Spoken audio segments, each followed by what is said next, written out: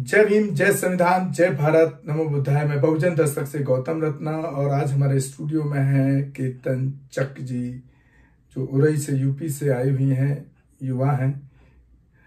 तो उनसे कुछ सामाजिक मुद्दों पे, बहुजन समाज से खासतौर से जो जुड़े मुद्दे हैं, क्योंकि बहुजन समाज से बिलोंग करती हैं और उनके लिए कुछ करना चाहती हैं। एक उनके अंदर एक टीस है, दर्द है समाज के लिए। तो आपने समाजवाद का एक नारा सुना होगा, खासतौर से लोहिया, राम मनोहर लोहिया जिसके जनक कहे जाते हैं।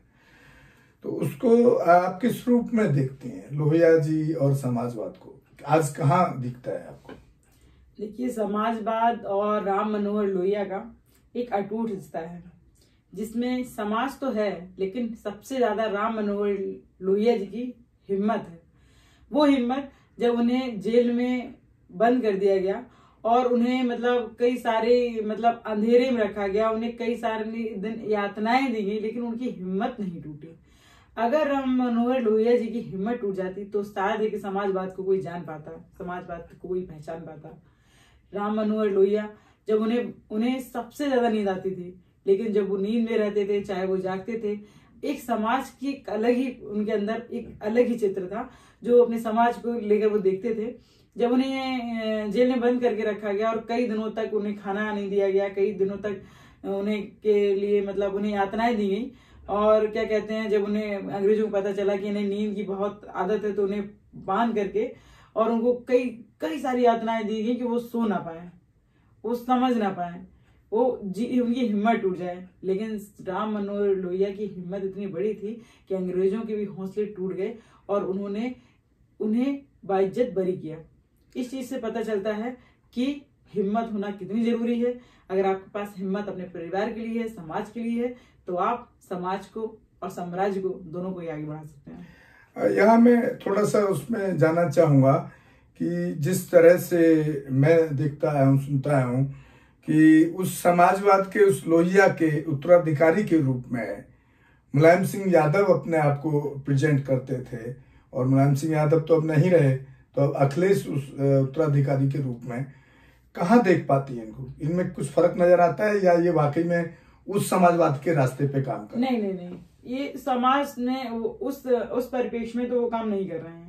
अगर वो उस परिपेक्ष में काम करते तो जो आज राजनीति है उत्तर प्रदेश की, जो जातियों में अलग अलग दिखती है, आज उन्हें शूद्र समझ में आ रहा है। अखिलेश जी को इतने सालों से हैं, एक बार मुख्यमंत्री रह चुके, अपने हमें याद आ गया, हम आपको इंटरप्ट कर रहे हैं बीच में।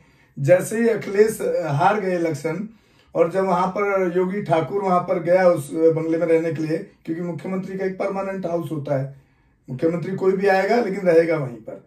तो उस टाइम ये बड़ा आपने सुना भी होगा, अखबारों में, टीवी की न्यूज़ों में भी देखा होगा कि उसको गौमूत्र से उस बंगले को शुद्धिकरण किया गया। हाँ, मैंने देखा उस चीज को, मैंने सुना और मैंने समझा भी कि ये हमारे देश में एक मुख्यमंत्री जब अपने पद पर बैठता है और पद की एक गरिमा होती है, एक मुख्यमंत्री अपना स्थान अगर दूसरे मुख्यमंत्री को देता है तो उसका भी एक रिस्पेक्ट होता है।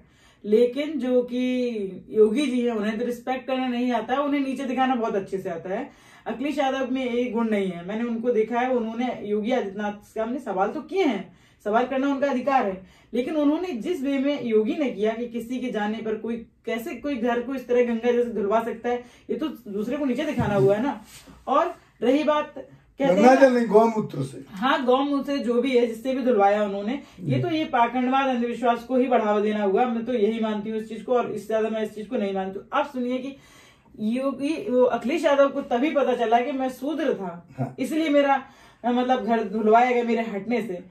और इसमें एक चीज और सामने आती है, अखिलेश यादव की दोहरी नीतियां। जब तक आप दूसरे समाज के लोगों, आपके ही समाज के छोटे स्तर लोगों के साथ भेदभाव होता रहा, तब तक आपको नहीं पता चला शूद्र है जी। लेकिन जब आपका ही आपके जाने से घर धुलवाया गया, तब आपको पता चला, क्योंकि आपको पहले लगता था हम बड़े नेता मुख्यमंत्री हैं तो हम तो बहुत ऊंचे हैं। लेकिन जब आपके जाने से घर धुलवाया गया, तब आपको पता चला कि आप शूद्र हैं। नहीं, लेकिन उसके बावजूद भी आपने देखा होगा कि वो चाहे इलाहाबाद का कुंभ हो, हरिद्वार का कुंभ हो, उसमें डुबकी लगाना चाहते हैं। अरे वही चीज तो बता रहे हैं, उन्हें राजनीति करनी है, राजनीति का एजेंडा है, उन्हें किसी तर्क वितर्क से कोई लेना देना नहीं है। अगर उन्हें लेना देना होता तो रोहित मुमिला केस में जो उसे स्टूडेंट को मार दिया गया था, हत्या कर दी गई थी, कहाँ गए थे अखिलेश यादव, कहाँ गई थी बहन जी?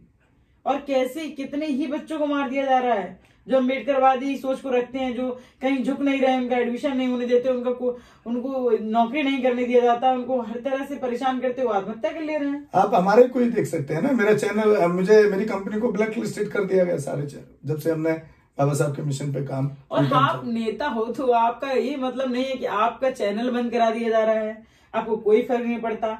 आपके स्टूडेंट को जान से मार दिया जा रहा है, आपको कोई फर्क नहीं पड़ता।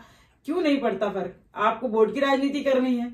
आपने संसद में जाके, विधानसभा में जाके सवाल किया कि हम शूद्र हैं, बताओ शूद्र कौन है?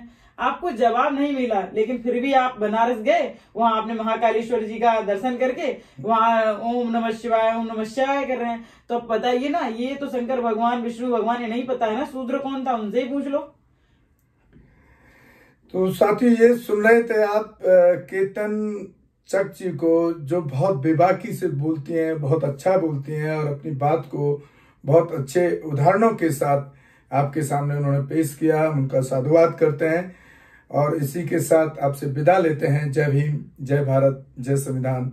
आप हमारे चैनल बहुजन दस्तक को ज्यादा से ज्यादा शेयर और सब्सक्राइब करें, ताकि ऐसे पाखंडियों को, चाहे वो किसी भी समाज से क्यों ना आता हो, उसकी सच्चाई को हम उजागर कर सकें कि समाज के नाम पे, बहुजनों के नाम पे, वंचितों के नाम पे, महिलाओं के अधिकारों के नाम पर ये जो बहुजन समाज के जो आज के नेता हैं, कहीं ना कहीं आपको धोखा देने का काम कर रहे हैं। धन्यवाद। हमारे चैनल बहुजन दस्तक को लाइक, शेयर, सब्सक्राइब देखना मत भूलिएगा। जय भीम, जय भारत, जय संविधान, नमो बुद्धाय। धन्यवाद। चैनल आर्थिक समस्या से गुजर रहा है।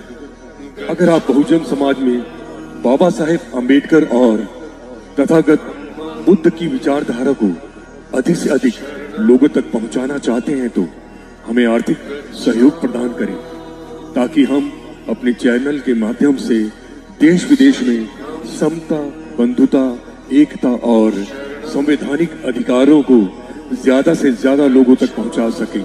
आप अपनी सहायता राशि नीचे लिखे खाते में जमा करा सकते हैं।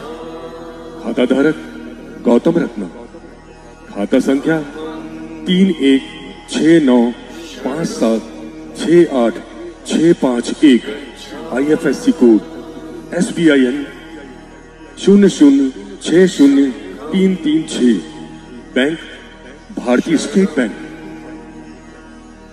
आप हमारे बैंक खाते का विवरण स्क्रीन पर भी देख सकते हैं। रोको मत, हमें टोको मत, हमें आगे बढ़ते जाना है। जय भीम का नारा लगाना है, जय भीम का नारा लगाना है। जय भीम, जय भीम। मैं गौतम रत्ना आपका बहुजन फिल्म प्रोडक्शन में स्वागत करता हूं और आप हमारे प्रोडक्शन हाउस के अंदर अपना कैरियर बना सकते हैं as a film director, as a producer and actor and actress and editor and cinematographer also.